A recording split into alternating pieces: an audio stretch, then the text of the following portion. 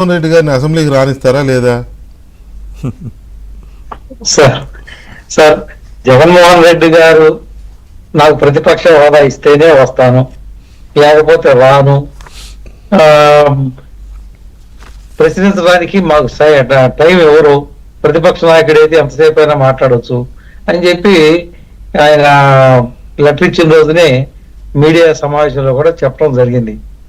తర్వాత స్పీకర్ గారు కానీ లేకపోతే లెజిస్లేటివ్ అఫైర్స్ మినిస్టర్ గారు కానీ ప్రతిపక్ష హోదా ఇవ్వాలి అంటే ఉన్న శాసనసభ్యులు మొత్తం స్ట్రెంగ్త్ లో కనీసం 10% ఉండాలని చెప్పేసి నిబంధన ఉంది. అది లేదు అనొద్దు, ఉంది. మినిమం కోరం ఎంత ఉండాలో, ఒక సభ ప్రారంభం కాబట్టి 10%, 18 మంది సభ్యులు ఉంటేనే కోరం వెళ్ళు ఆగుతుంది. అప్పుడే స్పీకర్ గారు హౌస్ లోకి ఎంటర్ అయ్యి హౌస్ స్టార్ట్ చేస్తారు. ఎంత ఉండాలి ప్రతిపక్ష హోదా అంటే 1952లోనే జీవి మూలంకర్ గారు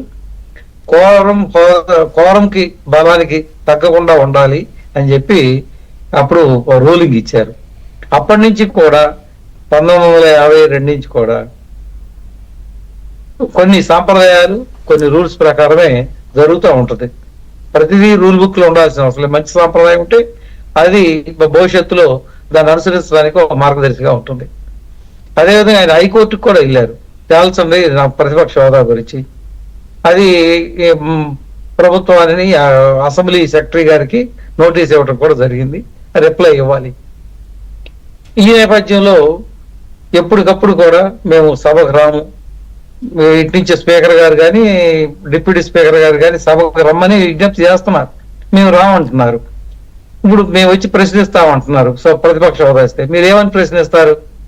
అమరావతి ఎందుకు కట్టలేదని. ఇప్పుడు మళ్ళీ మనం అందులోకి వెళ్తే ప్రయోజనం లేదు, కానీ ఆయన ప్రశ్నించాలనుకుంటే చాలా ప్రశ్నిస్తాడు. కానీ ప్రశ్నలకేం కరువు ఈ ప్రపంచంలో, ఈ భూమి మీద. ప్రశ్నించడం అనేది పక్కన పెట్టండి. ఆయనేమో అది ఇస్తేనే వస్తాను అంటున్నాడు. మీరంటే నిబంధనల ప్రకారం ఆయనకి అదే దక్కదు. అది దక్కదు కాబట్టి ఆయన రాడు.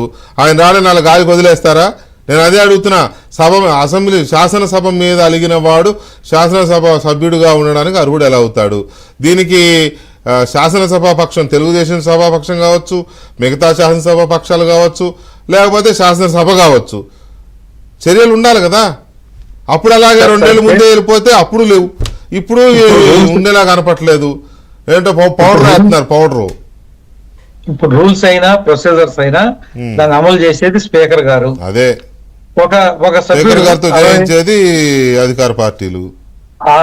రాజ్యాంగంలో ఆర్టికల్ 101 సబ్ క్లాస్ 4 ప్రకారం ఒక సభ్యుడు 60 రోజులు గనక కంటిన్యూస్ గా సభకు రాకపోతే ఆ సీట్ ని వేకెంట్ గా డిక్లేర్ చేయమని చెప్పేసి ఉన్నది, రాజ్యాంగంలో ఉంది, చెయ్యొచ్చు.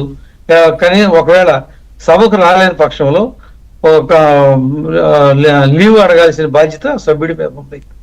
60 రోజులు అయిన తర్వాత స్పీకర్ గారు ఏ నిర్ణయం తీసుకుంటారో చూద్దాం, వేచి చూద్దామండి. తీసుకోవట్లేదు కదా, తీసుకుంటే వేచి చూద్దామంటే వేచి చూడడానికి మాకేం నొప్పి లేదు, లేకపోతే మాకేం అడావుడి లేదులే. కానీ అప్పుడు చూసాం కదా 2019 ముందు ఏం జరిగింది, అప్పుడు తీసుకోలేదు. అప్పుడు కోడేశ్వర ప్రసాద్ గారు తీసుకున్నారా? ఇప్పుడు అయ్యన్న పాత్రుడు గారు, రఘురామరాజు గారు తీసుకుంటారా? ఏమో నాకు డౌటే. 2017-19 మధ్య అయితే అదన్నా తీసుకోవాలి, లేకపోతే ఇది సాంప్రదాయమే కదా.